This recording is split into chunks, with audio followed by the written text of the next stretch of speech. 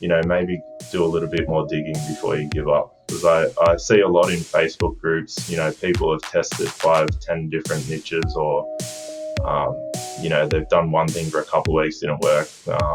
Definitely, really put the work into it and give it the best shot. And and hopefully you'll find the diamonds. You're listening to Ecommerce, a Debutify podcast, your resource for one-of-a-kind insights into the world of e-commerce and business in the modern age. This is Joseph. I'll be presenting a wealth of industry knowledge from interviews with successful business people and our own state-of-the-art research. Your time is valuable, so let's go.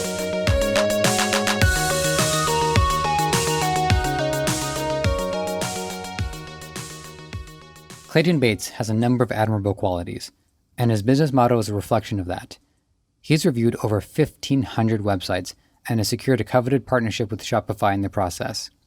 In addition to teaching us about some of the most common mistakes, he also talks about some key services you should be looking into and how he keeps himself oriented and focused in life. If you have an e-commerce store, there is no reason on earth not to seek his guidance.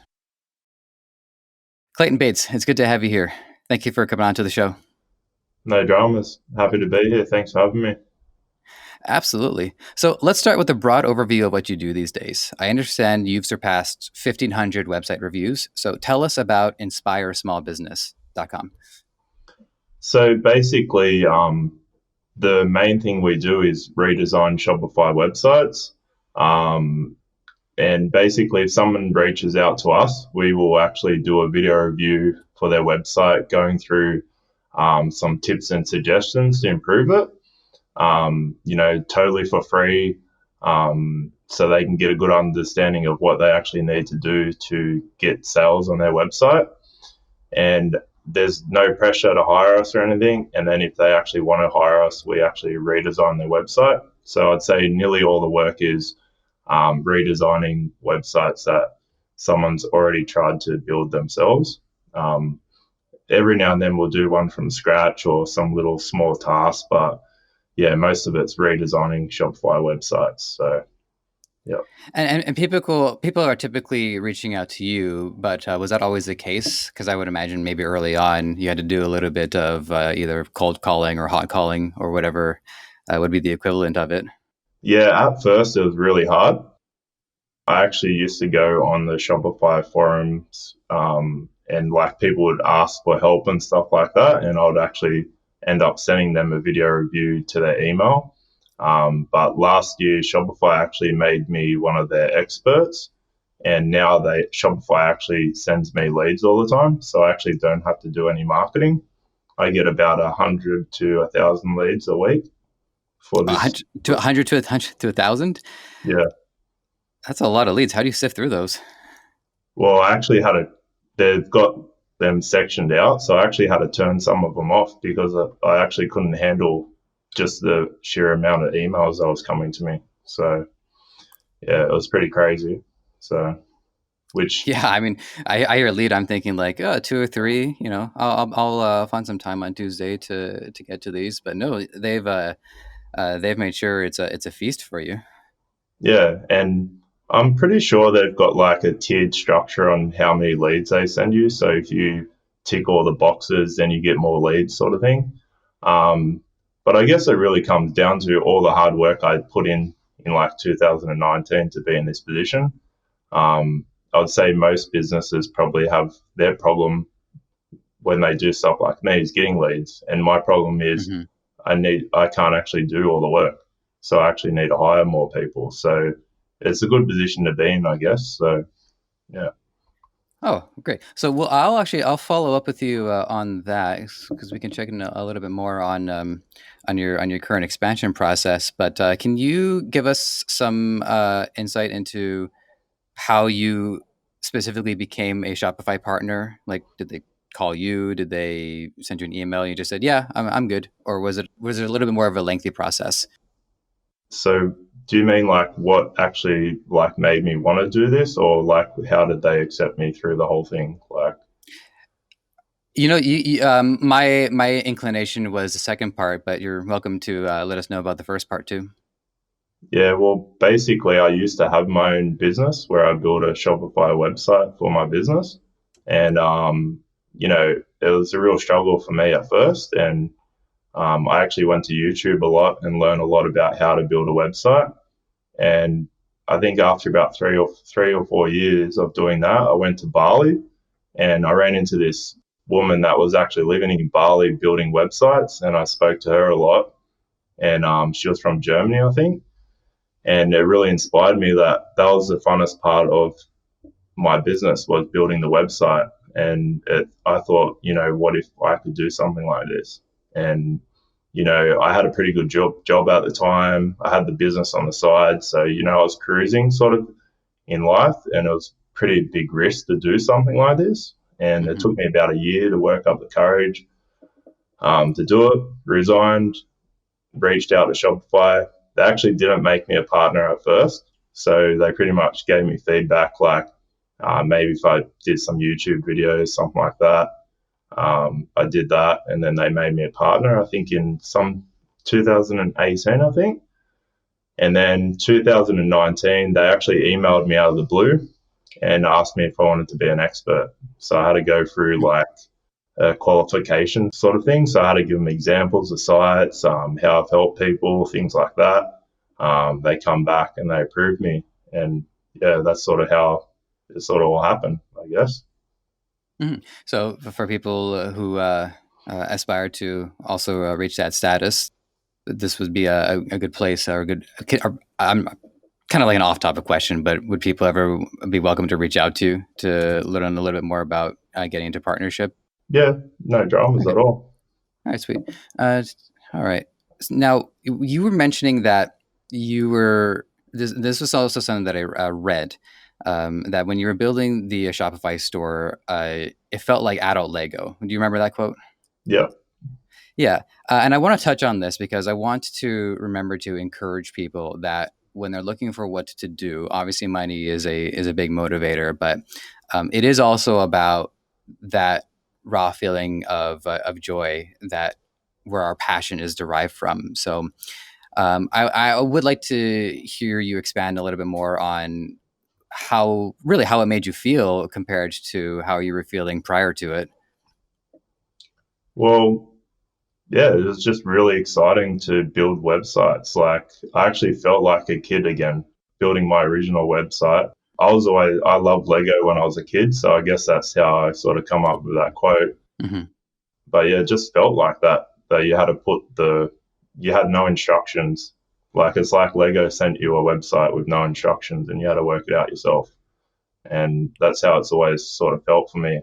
I think every business I've had has been something that I've been really passionate about. And doing this business has actually made me realize that, there is people that can do a business that they're not passionate about and make money.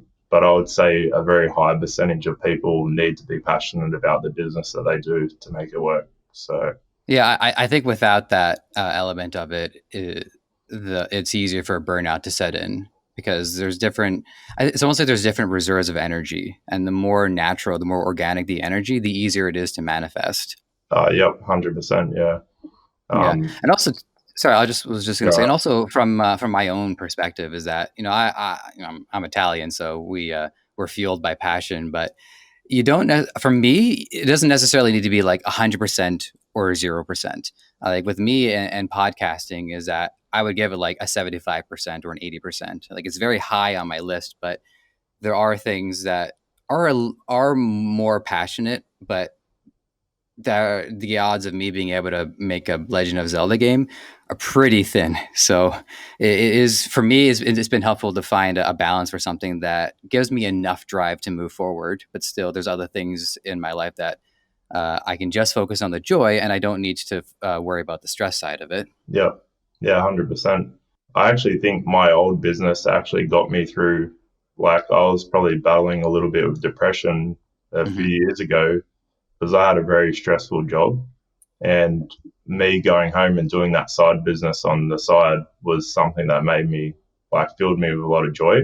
So it probably, like, balanced me out for a long time, which was really good. Hmm. And yeah, now I really love doing what I do, like, seeing people get sales and helping their business and building their website. Yeah, it's really, I find a lot of joy in it. Like, I find the more that people want it to work, and the more they want to put into it to make it work, is um, normally, like, I'll probably help them a lot more than the people that sort of think that it's easy, sort of thing. Like, because it fills me with a lot of joy and stuff to see people just really put everything into it, sort of thing. So Hmm. And it's also pretty late for you too. Like I'm here in the morning, but for you, I think it's either 11 p.m. or midnight. yeah, it's 11 p.m. Yeah. Yeah. So So when people really can't like they really can't find joy in doing their jobs, they can't wait to wrap up for the day and then go watch National Idol, whichever country that is. But you can tell when people really want to do their job, which is they're battling sleep before. yeah, yeah. I think I woke up 7 a.m. today. So I'd normally probably wake up a little bit early, but I had a lot on today, so it's been a Mhm. long day. But I really, yeah, I really wanted to do this. I really love Debutify. Really Oh, happy with Debutify. That's why I'm here. So awesome. Yeah, they've been great to me too. It's my relationship with them is about 4 months now, but uh, just the forward momentum of things and the scale that we're working with, it's made each day feel more distinctive, which is saying a lot considering how a lot of our time now we're spending indoors and not exactly going out and doing unique experiences. Quick question: this is a pure curiosity, but when was the last? What was your? Do you caffeinate? Like, when was your last coffee or tea? um, I have lots of V. Of Yeah, I'm not sure. energy drinks. So Oh, energy drinks. Okay. do you have V over there or? No, we're Red Bull, Red Rain, Monster. Yeah, There's options for sure. I'm very weird though, because I like Red Bull, but not for the energy side of it. For some yeah, reason, my acidic levels really enjoy the taste of Red Bull. yeah. I'm trying not to drink so much. So I'm really in the stage. I'm trying to like, my business is going really good, so I'm trying to optimize myself at the moment. So I've got like a personal trainer and trying to get my diet going really well. So yeah, that's what I'm trying to cut it down. In other words, so yeah, Yeah, same. Like this today is the first day I've tried to cut coffee. So I'm gonna get us back on, yeah. but I'm pointing the finger at myself for veering us off course. But over the course of 1,500 reviews, was there an evolution to your review process, or first couple of reviews versus your most recent reviews? How did your process change, if it did? So there's probably been a few iterations, I guess you could say, of it. Mostly from me watching the reviews that I did, that people responded back to me or they actually hired me and stuff like that. And basically, right now, that I actually just press record. I don't even look at the person's website before I do it. So every single thing I look through their website, it's all first impressions. I used to go through the website and then actually do the review. But now it's just like first impressions, because I think, like, the person going to their website, it's all first impressions. So it's important that it's first impressions for me. Right. Okay, that makes sense because you want to have that same mindset as if a customer were to see it for the first time. Yeah, 100%. And then there's probably 5 areas where I, like most people, will, make little mistakes. So I always try to include those areas into the review as well. I would say nearly, like, at least 80% of people would, you know, 3 or 4 out of the 5 things would probably be something wrong there, sort of. So try to always include them because I feel they're very important. So yeah, very big Yeah, difference. that was one of the questions I was going to get to because I read the 5 mistakes that you typically see on Shopify stores. It's one of the key links to your website. But for listeners who haven't visited you yet, can you tell us what the mistakes are? Yeah. So I think the 5, probably the first one would be, a lot of people don't structure their homepage well enough, or they might sort of half be there. But I think it's very important that you structure your homepage like very well, especially if you do a lot of organic stuff. Like people are finding you on Instagram and they're coming straight to your homepage. You know, you got to get people sort of attention in 5 seconds or they leave. So it's very important to structure that homepage. I always like to try to give someone a good feeling on the website, Mm-hmm. you know, showcase the products, build trust with reviews, try to build a connection sort of thing. Yeah, it really depends how many products people have, what sort of products they are, on how I actually structure that or tell them, you know, advise them what they should do. The second one would be the product page.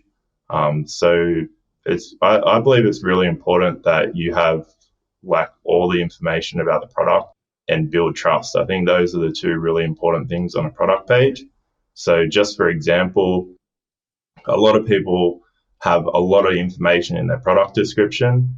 You know, you could actually like, it's a bit daunting sometimes, a lot of text, stuff like that.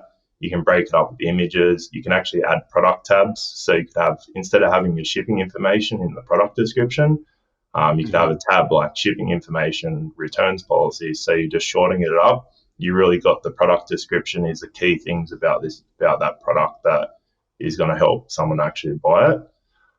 You know, some people are going to click those tabs and find that information out, no worries at all.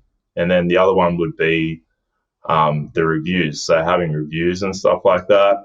The great thing I like about Debutify is that they actually have a section on the product page where you can have testimonials. So if you have a business where you might only have 2 or 3 testimonials or reviews, instead of having an app with no reviews, you can actually add those testimonials to that section and they display on every single product. So it builds a little bit more trust when you're only small, sort of thing. So yeah, I really like that feature. But yeah, I think realistically, I think probably having an app like Luke's Reviews where people can leave photo reviews is very important as well. But that testimonial section is good if you're only new and you don't have many reviews. So yeah, I think those two things are very important. The third thing would be site navigation. People sort of mess this up a little bit, I think. The great thing about Debutify is you can actually build out a main menu for desktop and then a main menu for mobile. So you can structure them very well. A lot of themes actually don't do that. And the footer is pretty good on Debutify. So I actually like to have the footer set up to look professional, pretty much link anywhere on the website in 1 or 2 clicks, make it super simple for someone. So yeah, I think site navigation is very important. Make it very easy for someone to navigate your website. The fourth one would be the checkout. You would actually be very surprised how many people actually make this mistake in the checkout. When a customer gets to the checkout doesn't look anything like their website. So what I mean is people forget to add the logo. They don't color match the checkout to their website.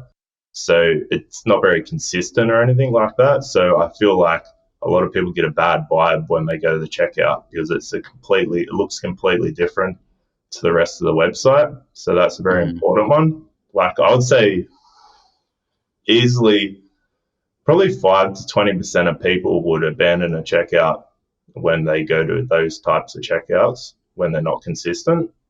I actually had someone on the Shopify community. They had a lot of traffic, a really nice website, and I couldn't work out why people weren't buying off it. And I went to the checkout, no logo, looked completely different to the rest of the website. I told them that they changed it. They got 5 sales that day, which is their first 5 sales, which was crazy to think the impact like that one page could have. And then probably the fifth one is definitely mobile friendly. A lot of sites aren't very mobile friendly. And these days, probably 50 to 90% of your traffic is going to come from a mobile. So you always got to be thinking about a mobile phone. You know, it's very important to think what the site is like on a mobile. So they're probably the 5 things that. Yeah, one of the ones that sticks out to me is especially the reviews because I do my fair share of online shopping, and when I see just text reviews, I do want to believe the legitimacy of the person, and I can get a sense of it based off the cadence and the tone and the way the person writes. But once you get photo reviews in there, I have no doubts left in my mind, because this is the person, they got the product, they're wearing it, or they're holding it, or they're wielding it, or whatever the product is. That to me is it does make a significant difference. Yeah, yeah, massive. Yeah, I think it makes a massive difference. I actually think there's going to be a new trend coming with reviews. I actually think video reviews are going to be the new photo reviews soon, because you can. It's very easy to fake a photo review now. I think with a Hmm. written review, a lot of people realize, it's very easy to fake a written review, so they don't trust them as much unless it's on Amazon, eBay, stuff like that. And then when the photo review come, like it built a lot more trust. But I think moving forward, the video review is actually going to be even bigger than the photo review in the future. So Yeah, I can see that. I mean, some of it does have to do with the product in specific. Like one of the ones that I found through the course of the research I do on a week to week basis was a weight loss product. So the customers, they undress themselves, respectfully, tastefully, to show their before and their after photos, and there was dozens of those. And so, yeah, I mean, I suppose that could be faked, but I would I would give that a pass. Whereas I can see if it's just like a pen, and the pen is there's just a photo of the pen. Oh yeah, I love this pen, and then they put it on the floor and they say I love this pen on my mahogany table. So that I can definitely understand. But it's also interesting too that it is that cat and mouse game, because photo reviews are more legitimate than text reviews, and video reviews are more legitimate than photo reviews. But there are also concerns of deep fakes, which is it's not something that we can ignore forever, because the technology has improved significantly. I don't know if you've seen or heard of this. I think it's somewhat prevalent. Do you know what I'm referring to? no, not really. No. Okay. Well, I mean, it certainly wasn't one of the things I was planning on bringing up, but I think this is as good a time as any. So, a deep fake is this technology that allows people to Photoshop videos, so they can put somebody else's head onto another person's body. They can try to manipulate sound so that a person it sounds like somebody else. There's one that it's done in good taste. So what they did was they sat a bunch of people who could all do really good impressions. Like one guy could do a really good Tom Cruise, and they did like a roundtable discussion. But then they superimposed all of the actors' faces onto the impersonators, and it wasn't perfect, but it wasn't bad either. It was uncanny. Definitely made its way into the uncanny valley. Yeah. So it'd be interesting to see, like, okay, well, once we get to that point, there'll probably be another evolution after that too, which might be like holographic reviews where a person materializes, or virtual reality reviews or stuff like that. Like I can't see resisting it for forever. Yeah, I guess it's all you just gotta whatever business you're in, you gotta evolve with the times, I think. Yeah, so I think definitely now if you do video reviews, it's going to make a big difference, and then maybe there will be holographic something in the future that everyone goes to. So yeah, If in 20 years I'm right, I owe you a Coke. well, it's been filmed, so being recorded. Sorry, so Yep. Yeah. I'll honor it. I also, yeah, professionally, I save all my files into a hard drive too. So I like to hold on to my recording legacy. So you've mentored quite a lot of people, and I've checked out some of the testimonials, and they speak very highly of you. Your genuine personality and the passion for what you do comes through. What I would like to know is, what personal qualities have you noticed that are common among your clients? I don't know, probably very broad sort of thing. I sort of find that a lot of people that sort of share my values sort of run into me for some weird reason, like they're attracted to me. Just Hmm. for just for example, like my business is called Inspire Small Business, and you would actually be surprised how many people in their about page it actually says Inspire somewhere in there. They're like Hmm. they're drawn to that word. So I think like when people see that, they might think we share the same sort of values. So I do get a lot of people that sort of are like, they want to work hard, they love what they do. So it's very, feels a bit uncanny or something like that, that like I'd get a lot of people like that. Obviously, not everyone is like that, but yeah, it is a bit weird that I get a lot of people that share the same sort of values. But I think realistically, like if you think about how when I get a client, I've done a video review and then I've sent them to my reviews page where they see video reviews from my customers, stuff like that. So they probably get a very good idea about what sort of person I am. So if they can see some of their qualities in me, they're probably more likely to work with me, sort of thing. So yeah, definitely something like that. Yeah, I mean, I pick up on that too. Like, in addition to having passion for it, or um, really, I mean, for me, working a job, what helps me stick around too is also having those same frequencies as the people that I work around. Because if we don't, I'm not a fan of saying vibes, but I do get the point behind it. But if people don't have the same vibes, then they will repel from each other. Versus sharing the same vibes will attract one another. So that checks out. But it's interesting to hear that they manifest through just interacting virtually versus trying to pick up on that while people are in person. Yeah, and another thing onto that as well, I actually read this book that helped me actually name my company. It's called Your One Word. So it's about finding the word that really like means a lot to you, and that's why I actually called my business Inspire Small Business. And the the whole premises of it is that people are drawn to certain words and stuff like that. So if you actually find the word that really is really powerful to you, then people are going to be drawn to that word. So that probably has Hmm, another thing to do with it as well. So yeah, that's made a big difference in my life. Probably that book. So yeah, interesting. I couldn't. I wouldn't be able to think of one off the top of my head. Huh. yeah. Well, the whole book goes through like steps of like how you find your word, sort of thing. So yeah, you'd probably end up having a few words by the end of it, and then bring it back to one, sort of thing. So yeah. And the first one that popped into my head was seminal.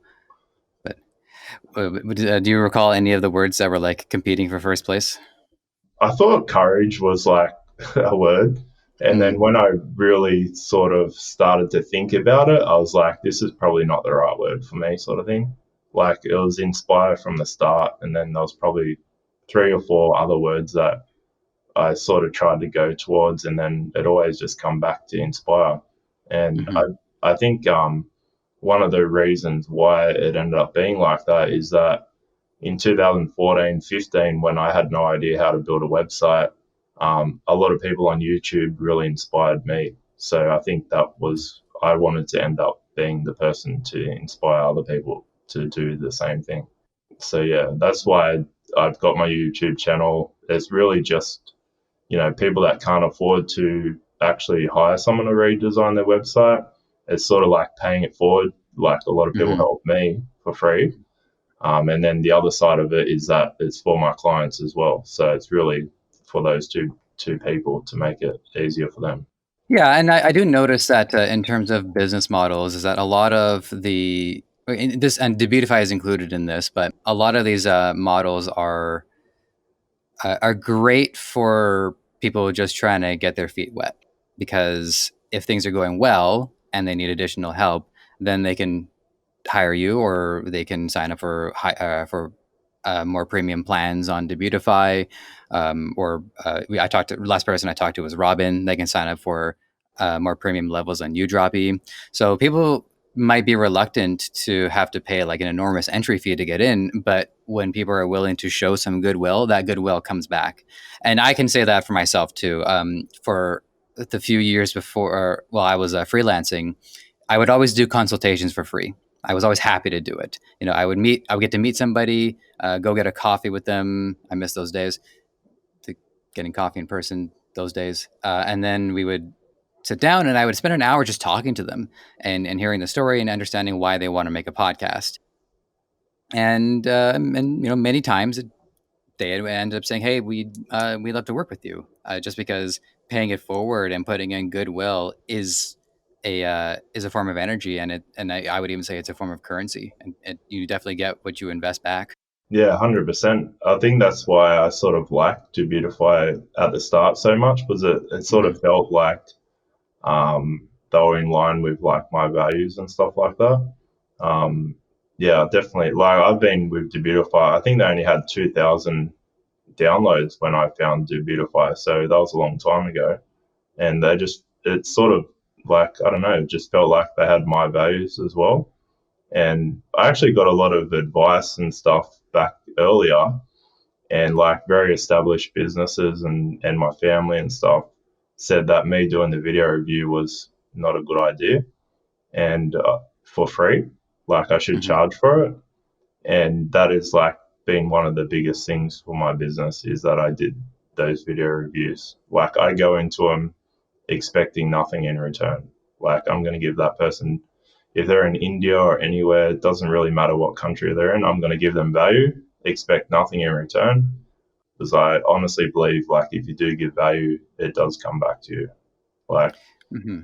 you can definitely see that with Debutify, like how much they've grown. Like, and you're right, like people can test out their theme, they like it, they get some sales, and then they'll like a lot of people upgrade to the add-ons and stuff. So Yeah, yeah, and I think you find that people who ask that question, they're also a product of the way that they were raised and conditioned.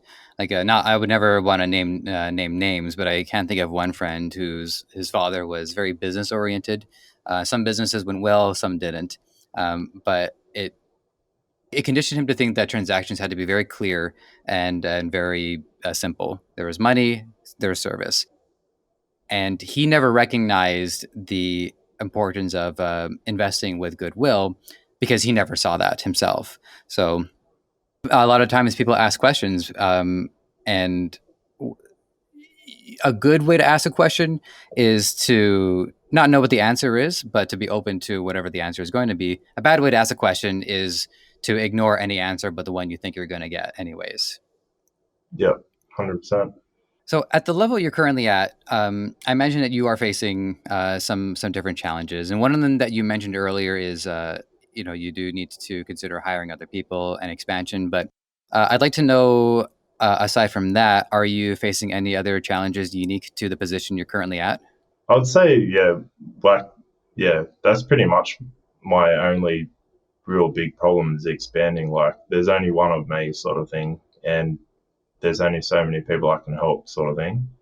Um, I guess like a challenge I'm having now is I'm actually looking to rent office space out. That seems like a bit of a challenge, you know.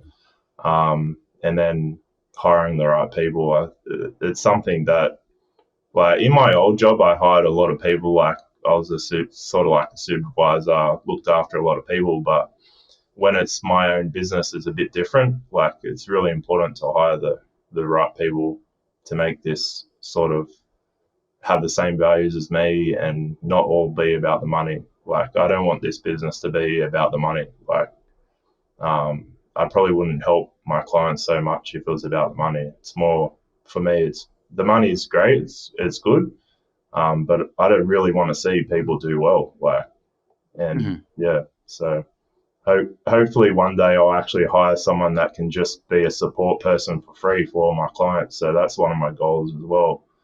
I want to have someone who's just there that just helps past clients for free always. So yeah, hopefully that sort of answered the question, I guess. Yeah, yeah. I just wanted to make sure if there was any other stones in need of turning over. Oh, sorry. Uh, Actually, I probably just thought of one thing. I sort of went on it a bit. It's more me. Like I want to get myself in shape, and I think I'm holding myself back a little bit. So I'm trying to. I got a personal trainer. Trying to focus a lot more on goals and mindset and stuff like that. So yeah, that's one. That's another thing that is a bit of a challenge as well. So mhm, yeah, and separating work from home time. So at the moment, I work from home. So I pretty much just work all the time mhm. when I'm here. So I want to try to separate it a bit and have a work life balance, sort of, and feel good in my own self as well. Yeah, there's a lot of tension points there because there's a lot of cost benefit analysis. Like I'm working from home as well, and it can be difficult to compartmentalize our work life from our home life, especially because my computer is right by my bed. So I can roll out of bed and get with enough practice, I'll be able to roll right onto my chair. But the difference between that and having an office space allows me to almost like not become a different person, but become the different side of me to be most efficient in this environment.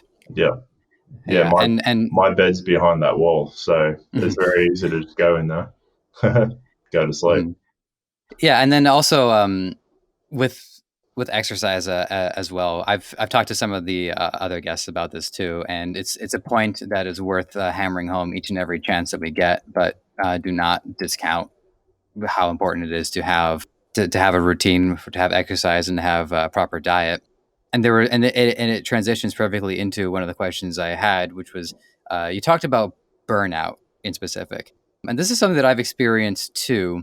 But I remember when I was working in retail, and the first time I heard about burnout was another one of my coworkers. They were saying, "Oh, a lot of people they come and they go, they get burnt out," and I had never been burnt out, so I didn't know what it means. So, in your experience, pretend some of the people listening. Actually, you don't have to pretend. I'm sure some of them listening are like this. What happened? How did you burn out, and how did you get past it? So it like even though I love what I do, obviously it's a lot of work, and I do get burnt out sometimes. For me personally, I think the beach is like the best thing for me. Like Ah, there's this island. That's why I've got like a picture of the beach in the background and stuff on my wall and that. There's actually an island here in New South Wales in Australia where it's like a 6K walk. You like to walk to this island, and I like to actually go walk that 6Ks. Just no distractions, and then walk back, and it sort of clears my mind, sort of thing. hmm Because there's literally nearly no one on this island. So for the whole 12Ks, you'll literally not see anyone except for the start of the beach. So I find like going to the beach is like something that calms me, sort of thing. Maybe the waves crashing, and um, pretty much when I walk back from there, I know where I want to be in my life. So that's what sort of helps me. If I feel burnout, I'll go to the beach. If I feel really burnout, then I'll go on that walk to that island. And then I don't think I've ever walked there and back and not known what I want to do or feel better about myself or my life. well, that's a great answer. I mean, there's a lot of reasons why the beaches can have that effect. Obviously, because people associate that with recreation and relaxation. But one thing that never really occurred to me until you mentioned it is that there's also an element of power. Beaches are usually complemented by a body of water, and those body of waters can be quite massive, and they can lead right into an ocean. So the idea that there's that much power, but as that power reaches the shore, it dissipates and it turns into something quite calming and soothing and even enjoyable. But the further out you go into the water, the more the water overpowers the person. So I just thought that was interesting. I never thought about that before. Yeah, it's pretty interesting. Yeah, the island that I go to, like you can walk there, but it's only really shallow. Like we're walking across. So you can either walk there 6Ks, or you go like another 2 hour drive, catch a boat ferry over, sort of thing. So that's I don't know, just love it. I hope everyone gets a good takeaway from that. Find somewhere that they can go to just I guess recharge and reset because you say when you come back you know what it is that you want to do, and I think Yeah, that's really important because it would be great to de-stress and then come back and have all that stress come back, but for it to not come back. Honestly, I didn't think the answer was going to be that good. I don't know, for some reason I thought it was going to be like a 6 year overture where you had to work on it day by day, and I'm sure that you are, but to know that there are some more direct things that we can do is a good takeaway even for me. yeah, 100%. Like it's been a massive change in my life doing it. Even when I started doing this business, like I was saying, I had a pretty good job. I worked there for 6.5 years, I think.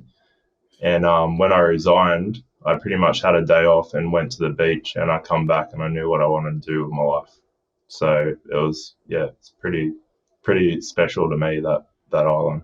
So Terrific. Well, thank you for the answer. I can understand. These are audio recordings, so they're not going to see the video, but I can see his beach picture, and it's lovely.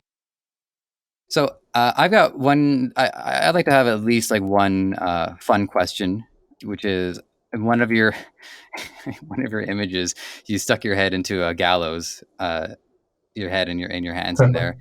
Um, how, how close is that to your house? Like, what's the what is that a display? Is it in use? Like, what's going on with it?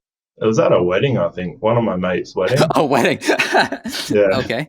yeah. So it was like it was a while ago, and I seen it, and I was all in a suit and everything, and I thought, wonder if I can put my head in there and not like get my white collar of my suit dirty or something. So I don't know, just a bit of fun.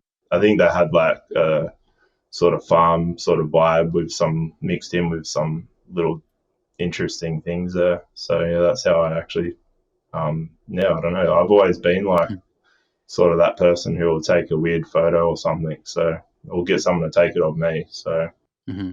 It's just when you said it was for a wedding, I try not to associate gallows with a wedding, but well, yeah, it's just funny. yeah. Now I think about it, it's a bit interesting. So, Yeah, but yeah, that's probably like 10 minutes away from me drive. So it's not that far. yeah. All right, so well, we're gonna move into a couple of like engagement style questions. First one, this is an interesting one. So let's say hypothetically that I am coming to you for advice, but I've gotten advice from other people too, and maybe some of that advice was bad. Can you think of any examples of really bad advice that people were given, maybe by another so-called mentor? I don't like to really say that. Like, I wouldn't actually say it was bad advice to someone, Okay, because a lot of people hold people very high, sort of thing. Maybe sort of more like point them like, oh, you could try this as well, sort of thing. Or, um, but probably one of my go-to things is like, if you hear stuff, you should probably test it out and then have a set time. If it doesn't work, then try something else, sort of thing. Um, but yeah, I definitely. The one thing that really sticks in my mind is that I don't want to say this is bad advice because I have mixed feelings on this whole thing. But sure. So maybe I should have characterized it a little less harshly. I mean, it could be misguided advice. It could be someone that didn't quite. Maybe they got it. It would have been good advice for somebody else. So yeah, probably I don't know. Like you know, you if you go on YouTube, someone will say this is just an example. Like someone will say this is how you do a product page or this is how you do a homepage. Um, but there's so many niches out there that that will not work for everyone, sort of thing. So you really have to sort of like assess the situation, like what those visitors want. Like I think people see that and they think that is gospel. Like I have to do my product page right, like that. When really it really depends on your products, your niche. Yeah, I see a lot of that. Like people just think that that is the way to do it when you know there's probably a better way to do it, or you could always test things. You should always test things. Like I was sort of gonna say, one thing that I'm mixed about is trust badges. So a lot of people will hmm say that you have to have trust badges on the product page. And then you look at my 10 best clients, and 9 of them don't have trust badges. And a lot of people will say that you should have trust badges, where I sort of feel like, um, you know, people have been using them on their sites for so many years now that it actually does the reverse. Like maybe that isn't the way to go to have trust badges, or there's a better way to do it. A lot of people use scammy looking ones and stuff like that. So, there is an element to where you can use them and where you shouldn't use them, the niche. There's so many different things like that sort of, yeah. That's all I can probably sort of think of, sort of thing. So That's fair. I mean, it's an interesting one because you can you can build trust, as we mentioned earlier on in the show. There's lots of things that we can do. We can do testimonials. We can have genuine copy, a website that looks good throughout the entirety of the funnel. So, whereas if somebody maybe skips a lot of those steps and then just says, "Well, I got the trust badge, so I guess we're good." So I can see that as people maybe thinking of that as a crutch when because they might not be a scammer. They might have good intentions, but that badge is in of itself not actually an authority one way or another. yeah, just for example, like I see a lot of people that would put a trust badge on their product page over actually writing a product description. Like it's probably not the most important thing here. It's probably more important to do a very good product description than have a trust badge. So I feel like I've seen that. Oh, a miniature air conditioner, 100% verified. Oh, all right, yeah, great. Yeah, that's so, exactly what I needed to know about the air conditioner. but if anyone's listening, if you're on the fence, you should test it out. Like do 30 days with a trust badge, and then do 30 days without a trust badge, and see where you are at the end of 2 months. Like there's only really one way to find out, and it's to test each one. And I Mhm. think, especially on my old website, I was a big believer in testing. I did a lot of testing, like especially on the homepage. I tested so many different things, and yeah, you should just always test it if you're on the fence, see how it goes. I agree. That makes total sense. You recommend some key apps. You mentioned Looks. There was a couple of other ones I would love for you to describe briefly for people just to get them interested in it. There was Glorify, Lucky Orange, I believe it was Give and Grow. Can you Yeah. tell us a little bit about these guys? So Give and Grow is like an app where you can automatically like donate to a charity. So if if someone buys something off you, you can select like you donate 5% of your order to that, and then you pay that app. And what it actually does, it has a counter on your website, so it keeps ticking higher and higher the more people buy off you because you're donating more. So it might be like donate to save dogs or something like that, and it'll have like 15 dogs saved or something like that for your Uh-huh. website. I did a lot of testing on that app, and I actually found that it really helped conversions. The only problem with that app is if you have donated nothing, it normally goes the other way. So you sort of have to maybe have it in the background a little bit, do some donations, and then actually code it into your website once you've actually donated a bit of money. That's a pretty good one. Luke's, yeah, definitely love Luke's photo reviews. Couple of other, Lucky Orange. I really like Lucky Orange. That actually records what people do on your website. So you actually can watch videos of exactly what your visitor sees, what they do. So if they're on a mobile, you see what they see on their mobile phone, desktop, stuff like that. Pretty good app for if you're running like paid traffic to your website. So especially paid traffic, because then you can really work out what's going wrong quickly on your website. So you could have it for a couple of weeks, watch a lot of videos. If like 20 people are leaving your website in the same spot, there's probably something wrong there they have to think about. Yeah, and that just ties into your point about testing too. Is that if you're going to test it, you also want to make sure you're getting the best results from your tests. Yeah. Yeah, 100%. Yeah, I found a lot of problems with websites just from that app. Like you see all this traffic going there and people are leaving on the same spot, like, and you realize, yeah, there's a problem here. So yeah, I really love that. Debutify, obviously. I build about 70-80% of my clients' websites on Debutify.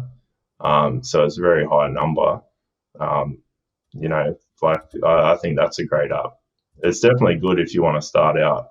Like, yeah, if you just want a free theme, that's better than the free themes that Shopify offer. Then Mhm. Debutify is definitely the one to go with. Yeah, like they're probably the best ones. I've been using an app called Photo Resize lately. So that actually resizes all your product photos. it's pretty good if you have thousands of products. It's a bit daunting to resize all the photos for that many. Some themes automatically resize them, but I'd say a lot of them don't. So that's a pretty good app.